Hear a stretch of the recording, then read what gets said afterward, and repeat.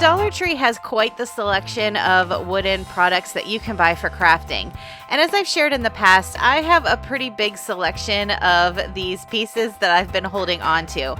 I'm trying to work my way through this stash. So today I have 3 brand new projects, all from my wood piece stash.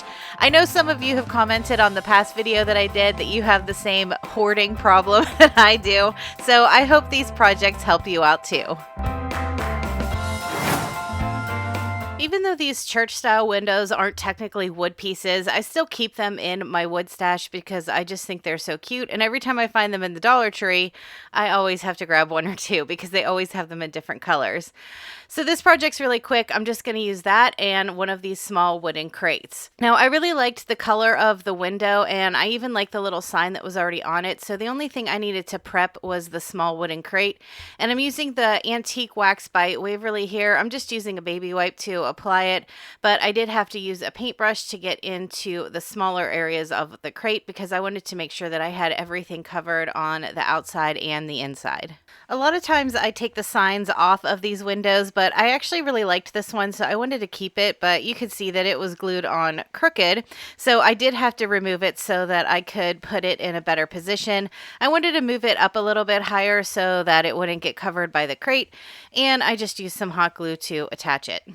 To add a little touch of decoration to the top of the window, I grabbed a few pieces of eucalyptus that I had laying around. I put the branches together in the center and gave it a small bend so that it would fit the arch of the window. I held those in place with a piece of clear tape, and then to cover up the clear tape, I just went through with some regular jute cord and wrapped it over the center. And then I used that same jute cord, I doubled it up, and I created a bow for at the top. And because I put that bend in the greenery stems, I was able to hot glue it right to the top of the window, and it fit perfect over the sign.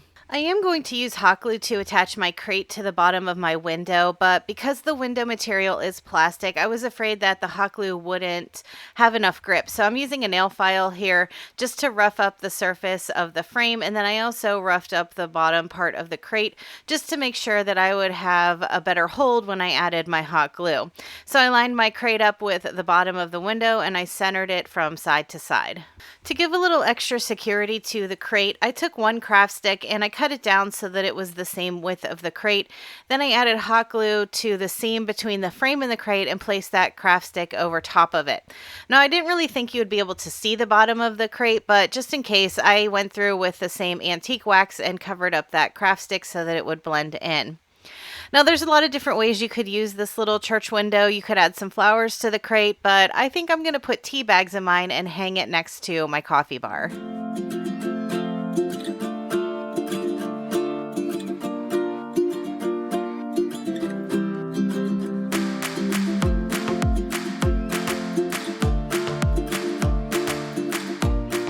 I have 3 of these wooden feather cutouts in my stash, and I think my original plan was to create a wall hanging with them, but I changed my mind and I decided to create a fun riser for a candle instead. In addition to those, I'm also going to be using a few wooden beads. I went to stack these 3 wooden feathers on top of each other to make a nice thick riser, so I'm using some wood glue here. I'm putting a pretty good coat on one of the feathers, and then I went back through and put in a few dots of hot glue through the center. The reason I didn't use hot glue all over is because sometimes when hot glue goes in between wooden pieces like that, it can create a little bit of a gap, and I wanted these to be pretty flush so that they looked like all one thick piece. So after I had the first 2 together, I did the same thing with the third one. I just added more wood glue, a little dot of hot glue, and put it on top.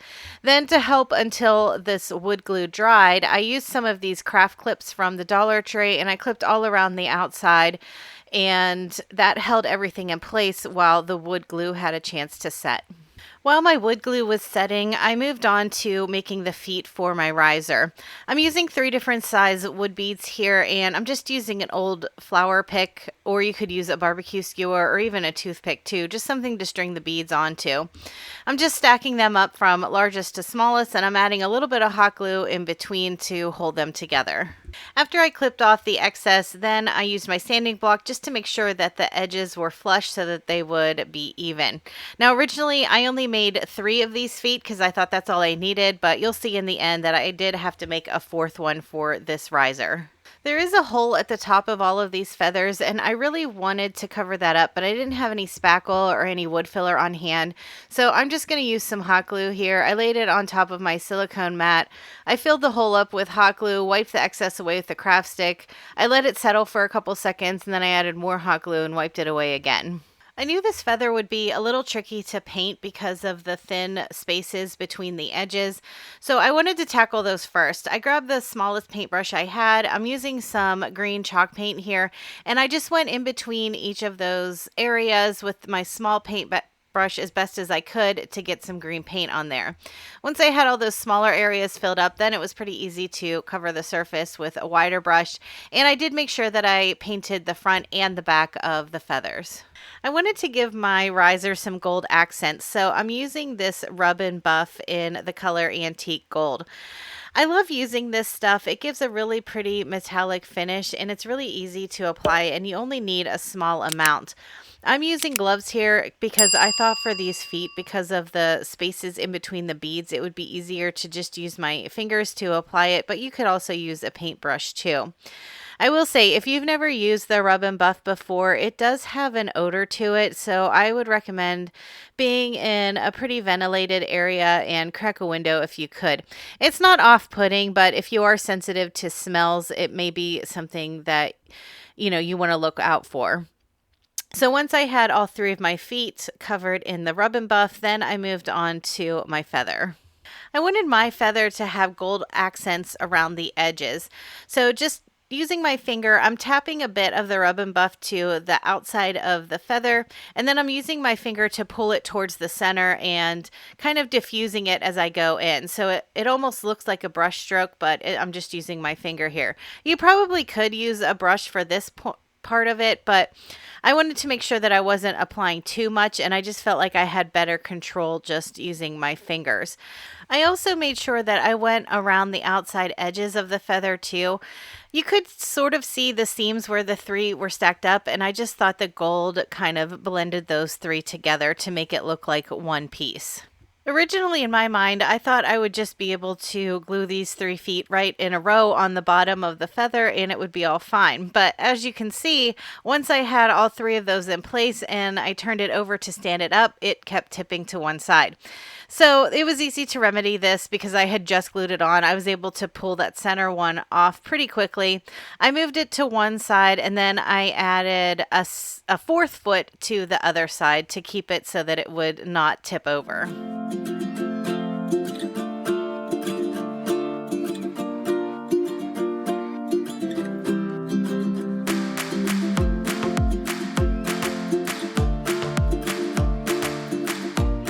I was very happy that I was able to use 5 different wooden pieces out of my stash for one project. I'm using this little home sign that has a tea light in it, one of these framed wooden houses from the Dollar Tree, and I also have 3 of these planks that have hangers on them, but I really like that they have bark around the edges for a nice rustic look. Normally I'm able to pop the back of these houses off pretty easily, but this one just wouldn't budge. So after I tried for a few seconds, I was getting frustrated and I decided just to move on. So for the home sign, I didn't need both pieces. I really just wanted the word, and I really didn't think that I was going to need that tea light for this project either. This wood's pretty thin, so I was very careful to make sure that I wasn't damaging the home sign itself. I didn't mind if some of the back pieces broke, but I didn't want anything on the front to crack. And you can see that it came off pretty easily. I removed the rope hangers from 2 of the wooden planks, and I left one on for the top piece. Now this is the back side of all of these wooden planks. That's why you can't really see the bark that's on the front. I have them lined up, and I used my T-square to help kind of square them up. Even though they are uneven, I wanted it to be as square as possible. I'm using some craft sticks to connect the 3 pieces. So I glued down 2 craft sticks to the first 2 planks and then 2 to the second 2 planks. I gave my home sign a quick coat of gray chalk paint, and once that was all dry, I went through with some white chalk paint and dry brushed around the edges. I wanted to use this peel and stick wallpaper from the Dollar Tree for the inside of my house, which is why I wanted to remove the back for it, because it just makes it so much easier if you're working with it separate from the frame of the house. But since I couldn't get the back off, I decided to make it work anyway. I put the house in the bottom corner of the wallpaper and traced around it with a pen. And then as I was cutting it out, I tried to stay about 1/8 of an inch towards the inside of my pen line, because I knew the frame was going to take up some room and it wouldn't fit in there exactly perfect. Once I had it cut out, I laid it on top and I saw the places where I needed to trim down more. So I just took my time and I kept taking little slivers off here and there, the different sides of the house, until it fit on the inside. Now, if you didn't have this peel and stick wallpaper, you could use scrapbook paper, or you could even just paint the inside. I just really like the pattern that's on this wallpaper. I'm just using hot glue to assemble everything. I added a good amount on the back side of the house, and I centered it as best as I could in my sign. You can see that these planks are uneven, but I think it just adds to the quirkiness and character of a handmade sign. Once my house was set in place, then I took the home sign and I hot glued it right to the bottom of the house, lining it up with the edges and centering it from side to side. The last thing I did was take some nautical rope. I tied a quick bow and hot glued it to the top of the house.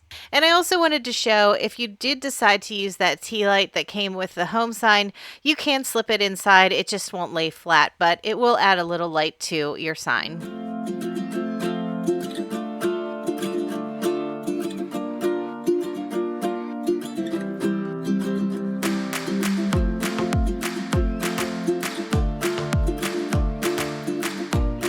Thanks for hanging out with me while I bust through some of this wood stash. Let me know in the comments if this is the type of video you'd like to see more of.